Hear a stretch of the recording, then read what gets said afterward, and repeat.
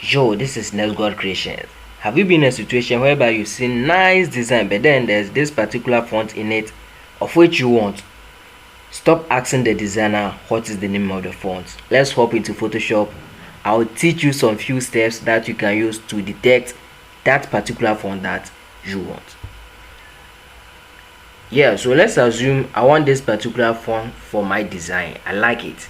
So what I will do is I will come to this side, this two, the name is rectangular mark 2. So you select it, then use it to highlight the font that you want, like this.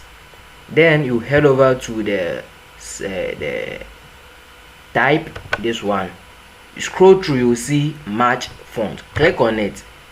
It will load, then give you the name of that font. But trust me, it doesn't work 100%. So in some cases, you can ask the designer, Charlie, what is the name of the font that you used? Thank you. See you next time.